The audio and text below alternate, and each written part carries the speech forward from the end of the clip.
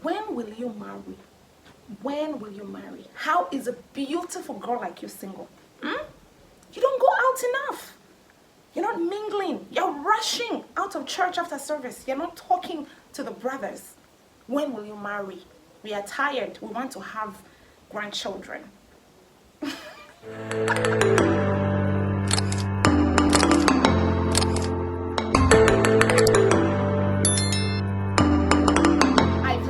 Hi guys, welcome to my channel. If you're here for the first time, my name is Missmunthali and I make faith-based content for young people. So like I like to say, if a young person is dealing with it, if it affects your life somehow, then I'm talking about it. Consider me your internet big sister. My returning subscribers, thanks for always being here. I super duper appreciate you guys. So I'm here with another reaction video because the content creator in me, it's not really having creator's block, but when you see content that you're just like, I could react to that, just jump on it, right? So last week I did a reaction video to Minister OPOKU-YEBOAH's video, and today I'm doing a reaction video to he-motions, right? So we are talking about being single at 30, not having kids, late marriages, and I'm giving you a female perspective of that, right? So if you've been on my channel long enough, you know I'm 31. I did a This is 31 series in January,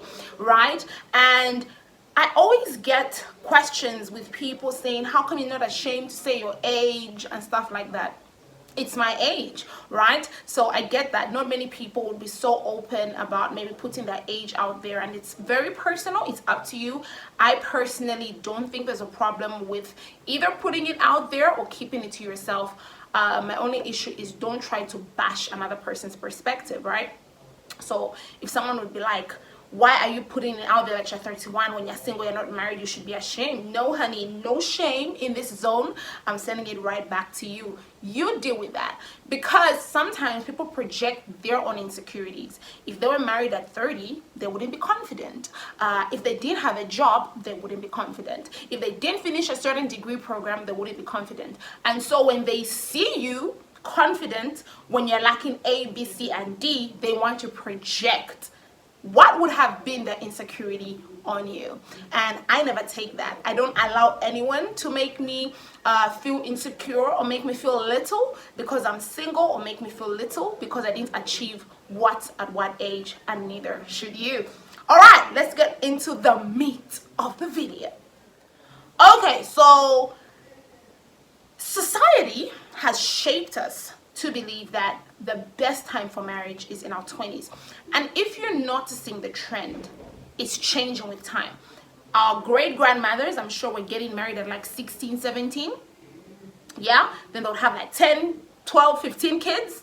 Yeah? Then it began to change with our grandmothers, and then our mothers. You'd find most of them were getting married at 21, 22, 23. In our generation, there's been more of 25, 30 outwards.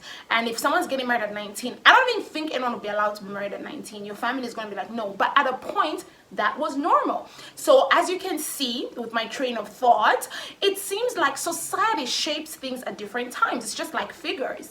One time, the very voluptuous figure is what meant you're beautiful. Another time, the very slender figure is what means you're beautiful. So if you're moving with the trends of society, you're going to be very depressed, because what they called beauty 5 years ago is not what they're going to be calling beauty now, and it's not what they're going to be calling beauty in the next 5 years. So the same happens with like marriages. Now more females are going to school than in the past, right? More girls are going to varsity, more girls are getting those master's degrees, those PhDs, and sometimes they're so engrossed with what they're doing that marriage is not really at the back of their mind, right? And then there's some people from only God knows how little, they just really wanted to be a wife. And I'm here to say both perspectives are fine. What is not okay is for you to single shame someone. Yeah, people, it's a thing. Some months ago, someone tried to single shame me. Right? Someone tried to single shame me. Oh, you're single, this and this. And the person was in a bad marriage. And probably, maybe it's the flesh in me, But I was like, but being single is better than being in your bad marriage. Yeah, I say that. I probably shouldn't have, but I was trying to tell the person, you cannot shame me for being single. You are way more miserable than I am, right? So fine, you have the tag marriage, but you're miserable. I'm single and I'm okay with it. Now, this is not to say all marriages are bad. I believe some people are absolutely enjoying their marriages, and that's beautiful. But it is not okay to single shame people. So I'm going to be speaking for the majority, because you see me, you cannot single shame me. I'm sorry. You can't. I won't allow it. The Lord is still working on me, but most likely I'll snap back at you. But I'm going to work on that. So how do I really feel? I'm going to be honest. 90% of the time, I'm very much okay. 90% of the time, I'm very much okay. I do have times when I have like baby fever, because I like little cute munchkins. Yes, I do have times like that. Then I do have times where I am concerned about my biological clock. So when you're thinking biology, they'll tell you the best time to have babies is in your 20s, right? And then there's this gap between 30 and 35, but they'll be like, after 35, it's complications, it's this, it's that. So yes, do I sometimes worry about that? 100%. I'm not gonna lie to you. I do worry about when I'll have kids. I'm a believer, so I do not believe in having kids outside wedlock. So I'm not trying to do that. Don't bring that option. Thank you. Right? So for me, that's a no-no. So most of the times when I'm worried or concerned about marriage, I'm thinking about it in the case of my kids. Right? It's also about, oh, I would have loved to grow with my kids, right? Because I'll do all these calculations. If I have my first kids at 33 or at 34, by the time they're 15, I'm 50, you know, that kind of thing. So I do worry about that sometimes. I'm not going to lie to you. But one thing I discovered is, hey, we're in an amazing world. So stay young, stay fit. So that's actually one of my motivations for fitness. Right? I have considered, I'm having my kids in my 30s. When the time comes, I want to have the right energy. So that's one of the things that inspires me to eat healthy, because I want to run around with them on the football court or whatever. I want to keep up with that energy. So that's one of the things that inspires me to eat healthy, make better decisions, and I do plan to be fit for the rest of my life, right? So that's sorted. So Pastor Edward did mention that as well.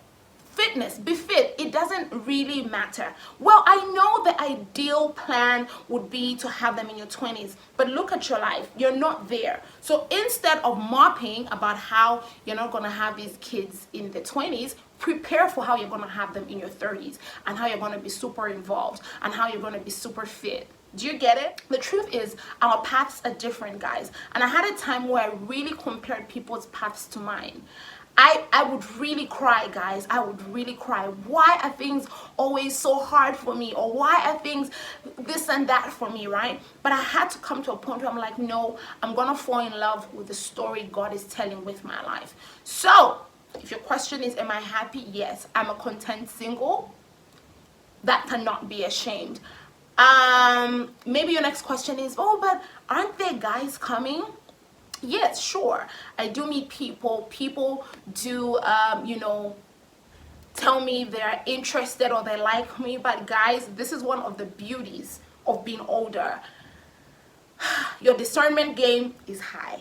Your qualities are high. So, coming back to the fact that I know the story God is telling with my life, the Lord and I have had conversations. I'm going to share with you something very personal, but just to let you know how it's important to carry your own story with the Lord. So I love one of these God's generous, Catherine Kuhlman. She had such an amazing relationship with the Holy Spirit. If you read her story, you realize that she got married to a man that kind of like tricked her. He was separated at the time, right? So the Holy Spirit did tell her not to marry him, right? She even collapsed at the altar. Yeah, she collapsed at the altar. And she got ahead and married him. In her own words, she said she loved him more than life. And that lady is so amazing. So I remember reading that story, and marrying the man, clearly he was the wrong person for her. It slowed down her ministry for, if I'm not mistaken, 7 years, right? And then later she had to walk away from that, and it was so painful. But after that, her ministry picked up. And I remember I was in the metro, that time. I was on my way to school, and the Holy Spirit told me to pay particular attention to that. And he let me know my assignment is also that sensitive. So the person I marry is very important. There has to be a certain level, give me the permission to say, customization from heaven, right? So it's not every Christian brother that will fit with me. It's not every tongue-speaking brother that will fit with me. There's specific things that the Holy Spirit has told me that are very important for me and my assignment and my family. And if I neglect that, I would have been married by now. Seriously. If I neglect that particular part of my life, sure, there are other good brothers. There's nothing there. But I recognize that it's so important. The most fulfilling life I could live is the life God called me for. So what I do is prepare myself and I run things by God. Now, someone else listening to me will be like, you're being over spiritual. No, it's my story. If you feel like your qualifications were just like, is he born again? Does he speak in tongues? Does he have leadership qualities? This and that was okay for you, then go ahead, do that. In the same sense that I feel for me, the specific things that God has spoken to me about, I will not judge you based on my convictions. In the same way, you cannot judge me based on your convictions. That's just how life is. Don't tell me to go out. You think I don't go out? Right? So yeah, don't allow people to single shame you. Life is fine for me. Life is fantastic. I make sure I keep myself busy. Do I have those breakdown moments? Yes. And because I'm female, I've learned to understand my hormonal makeup. So sometimes it's just hormones, to be honest, that I just get extra, you know, and then I pick it up, I'm like, oh, okay, and I'm able to go. So that's the beauty of you know, being aware of yourself. Keep yourself busy, keep yourself productive. Sometimes the idle mind be the devil's workshop. You're just idle. Of course he'll depress you for being single. I keep myself as busy, go to the gym, invest in my female friendships, do a lot, like work on my interests. So the most important thing for me in this season is preparation, right? So for me, I'm okay. What about a person that's not okay? You need to sit down and just really spend time with yourself. Where is this pressure coming from? Understanding, where is it coming from? Is it coming from me seeing other people get married? I've had people around me get married, guys, and I've genuinely gone to those weddings happy, right? Rejoice with those who are rejoicing. I've seen people, you know, give birth to fabulous babies. You rejoice with them. Believe in God that your own time will come, right? I don't think a lot of singles struggle on their own. They struggle with people's questions, right? They struggle with people's, assumptions. Like for me, I have a lot of people that assume I'm married. You look like a married woman. I'm not. No, you're so well taken care of. I am taking care of myself for me. Okay, so yeah, so for me, I think I've just shared those genuine concerns, and my advice to you, if you're in your late 20s, your early 30s, is be content with the story God is telling about your life. Okay, some of us maybe need to pray. The village people, it's a real thing, guys. It's a real thing. And if you've noticed, maybe there's late marriages in your family, like really late marriages, though I got Pastor Edward's perspective of what is late and what is early, right? But if you feel there's a spiritual undertone to it, get into prayer, soldier. Get into prayer, right? Yeah, that's what you need to do. But don't allow like desperation to make you settle. And I'm so grateful. I feel like I was more desperate for relationships when I was 18, 19, 20, below 25.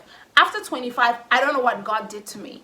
Right then, I was a serial dater. After one relationship ends, I'm in the next one because I couldn't be alone. But now I'm content being alone. And you need to be a certain kind of person to come and feel this energy. Okay? But you come and disturb this dynamic. There has to be something there. There has to be, you know, a conviction for me. So I'm not going to settle for anyone just because I'm 31. No. No. I'm not. I'm going to do my part, due diligence on my part, and I'm going to wait for what God has for me. And I know I'll be able to recognize it. And I'm encouraging you to do the same. Don't just settle for marriage because you think it's time. A lot of women do that. Yeah, in your 30s, okay, who's the good guy around? No, he's a good man. He has a job. He goes to church, this and that. Zero conviction. What's your driving force? Your age. Really? Forever is a long time for you to just settle because you turned 32, honey. Right? So yeah, don't allow life to pressure you. Don't allow people to pressure you. When you feel like the internet is really pressuring you, take a break. Especially Valentine's, Christmas, it's okay. Get off the internet. If that's what brings pressure to you, do whatever it takes to guard your contentment. Do whatever it takes to guard your joy and everything. There is a healthy way to desire marriage. If your question is, am I those feminist, super independent women? No, I want marriage. I desire marriage, but I want God's best for me. That's what I want. I want to know God's hand was on this, not my desperation, not my age and whatever. I want to know God's hand was on this. So someone else could hear that and be like, that's why some of you, it's okay. We are taking it. We the over spiritual ones. It's okay. We are not arguing with you. You do you and we'll do us. Stop trying to project you on me. Right? So yeah, guys, I don't know if I've tackled everything, but yeah, that's my life and my concerns. I pray that you find this video helpful. If you're struggling with your singleness, do reach out to me. I'm not lying. I'm content with my singleness. Do reach out to me. I can share more practical tips and stuff like that.